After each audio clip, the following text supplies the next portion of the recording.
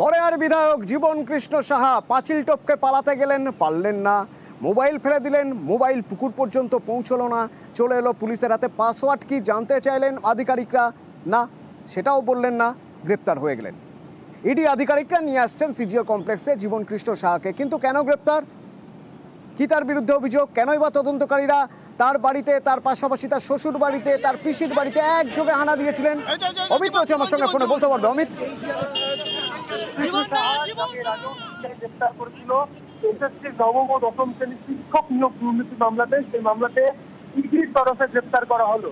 তবে জানিয়ে রাখবো এই যে শিক্ষক নিয়োগ দুর্নীতি মামলায় যে আর্থিক লেনদেন হয়েছে, সে আর্থিক লেনদেন তদন্ত করছে ইডি। সেক্ষেত্রে জীবন কৃষ্ণ সাহার বিরুদ্ধে অভিযোগ যে সে একটা তালিকা প্রস্তুত করেছিল তার এলাকার এবং এলাকার আশেপাশে যারা অযোগ্য চাকরি প্রার্থী তাদের ছিল চাকরি পাইয়ে দেওয়ার নাম করে, এবং তাদের মধ্যে অনেকের চাকরি হয়েছে এমনটা কিন্তু ইডি সূত্রে বা সিবিআই সূত্রে দাবি করা হয়েছে আগে আদালতে।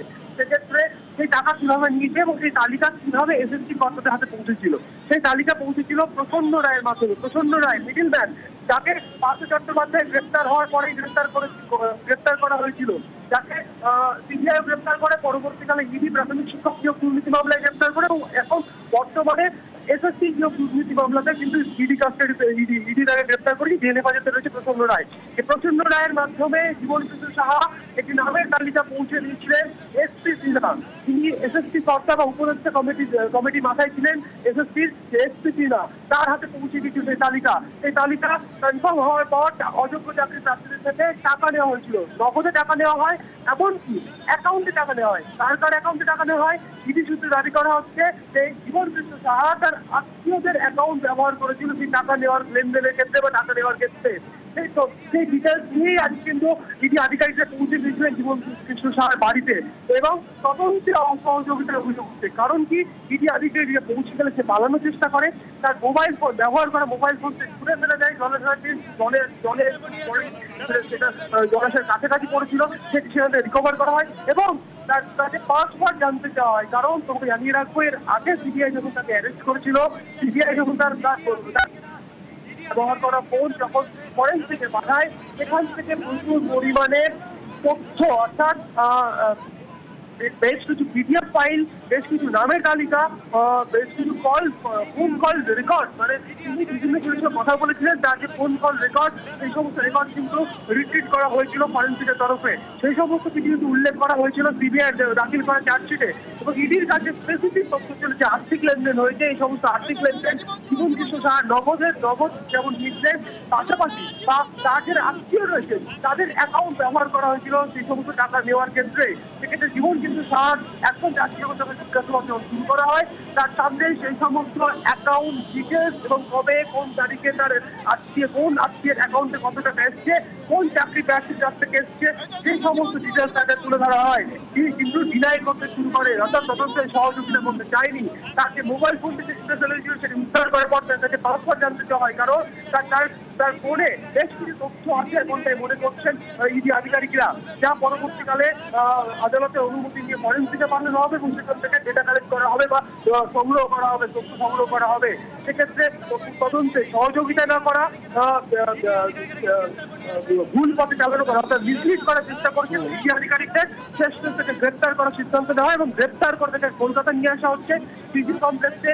গ্রেপ্তার করে কলকাতায় আনা হচ্ছে সিজিও কমপ্লেক্সে। খুব সম্ভবত আজই আদালতে তোলা হবে। ইডির আপডেটও নেব, অনুপ থাকবে আমার সঙ্গে। তবে তার আগে আজ বড়েয়ার বিধায়কের বাড়িতে যে নাটকীয় পরিস্থিতি তৈরি হলো তা একটু ডিটেলে জানবো। প্রণব রয়েছে সরাসরি আমার সঙ্গে। প্রণব, দেখো, আজকে ঠিক সকালবেলাতে সকালে কিন্তু ইডি আধিকারিকরা এসে যে বড়োয়ার যে আদির যে বাড়ি রয়েছে সেই বাড়িতে তোমার এসে পৌঁছায় এবং সে তখন কিন্তু ঘুমাচ্ছিল। হঠাৎ করে জানতে পেরে কিন্তু সে তার যে মোবাইল ফোন দুটো, সেই মোবাইল ফোন দুটো বাড়ির পিছনেই ঠিক পুকুর রয়েছে সেখানে ফেলে দেওয়ার চেষ্টা করে।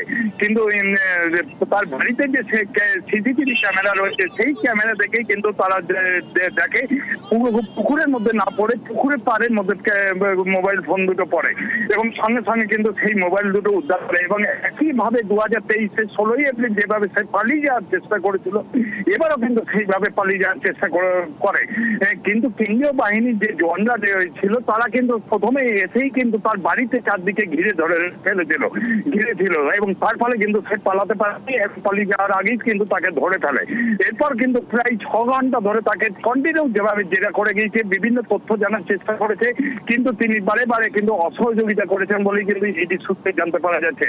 এবং বিভিন্ন যে নিয়োগ দুর্নীতি মামলায় যে বিভিন্ন যে অযোগ্য প্রার্থীদের কাছ থেকে টাকা পয়সা লেনদেন করেছেন, তার ব্যাংকের স্টেটমেন্ট বা ব্যাংকের বই, পাসবই, এই সমস্ত তথ্যগুলো কিন্তু তারা দেওয়ার জন্য বলেন, কিন্তু তিনি কোন রকম ভাবে সহযোগিতা করেননি বলেই অভিযোগ।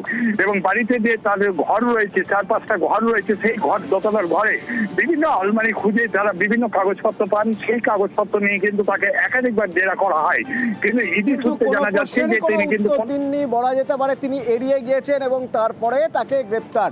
তো তার আগে ওই যে মোবাইল ফেলে দেওয়ার কথা বলছিলাম, তার সঙ্গে 2023 সালের ছবিটাও একবার দেখিয়ে নিই আপনাদের। দেখুন 2023 সালে যখন এই জীবনকৃষ্ণ সাহা সেই মোবাইল ছুঁড়ে ফেলে দিয়েছিলেন পুকুরে, সিবিআই আধিকারিকরা 3 দিন ধরে পাম্পের সাহায্যে পুকুরের জল চেঁচিয়ে বার করে তারপরে সেই মোবাইল উদ্ধার করেছিলেন। এবার ইডি আধিকারিকরা কিছুটা হলেও বেঁচে গেলেন বলা যায়, তার কারণ এবার আর পুকুরের জল বার করতে হয়নি, পুকুর পর্যন্ত মোবাইল পৌঁছয়নি। তিনি এবারও মোবাইল ফেলে দেওয়ার চেষ্টা করেছিলেন পুকুরে, কিন্তু তার আগে পুকুরের আগে মাটিতেই পড়ে গিয়েছিল এই মোবাইল।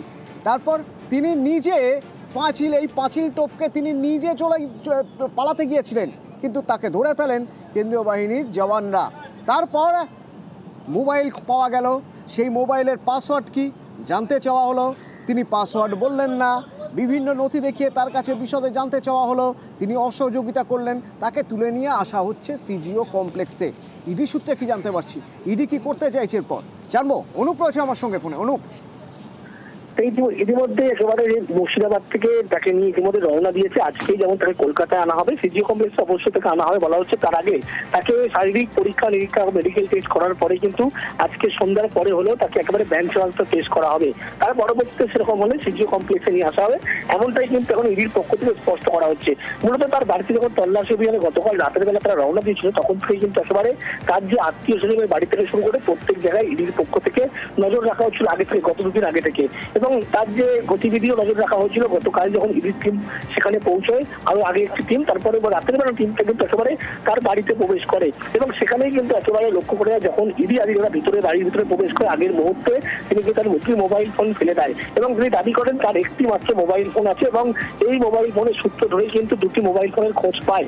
যেহেতু তিনি পালিয়ে যাওয়ার চেষ্টা করছেন বলা হচ্ছে এবং চাকরি বিক্রির যে টাকা, সেই টাকা কিন্তু ব্যাংক অ্যাকাউন্টে তার এবং তার আত্মীয় স্বজনের অ্যাকাউন্টে ঢুকেছে, এমনটাই কিন্তু স্পষ্ট।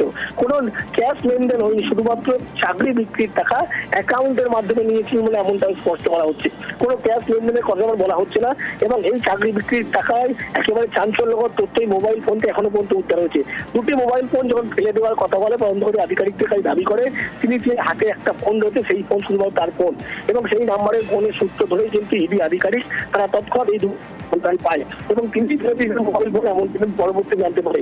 সেই নাম্বারের সূত্র ধরে মোবাইল ফোন যখন পায় তাকে জিজ্ঞাসাবাদ করা হয় এবং এই মোবাইল ফোন থেকে কিন্তু বেশ কিছু নথি উদ্ধার করা হয়েছে। প্রথমে তিনি পাসওয়ার্ড দিতে অস্বীকার করেছিল, সেই মোবাইলের ফোনের মধ্যে কিন্তু ওটা যে লেনদেন, এই লেনদেন কিন্তু মোবাইল ফোন দুটি কিন্তু একেবারে হাতিয়ার করছে এবং এই 2টি মোবাইল ফোন থেকে কিন্তু একেবারে থেকে অ্যাকাউন্টে কিভাবে লেনদেন হচ্ছে সব তথ্য পাবে, এমনটা তদন্তকারী আধিকারিকরা মনে করছে। সেই কারণে তাকে আজকেই নিয়ে আসা হচ্ছে কলকাতায়, সিজিও কমপ্লেক্সে নিয়ে আসা হবে, তাকে আদালতে পেশ করা হবে। এরপর মোবাইল ফোন সম্পর্কিত এবং টাকা যে লেনদেন এই বিষয়ে জিজ্ঞাসা করা হবে।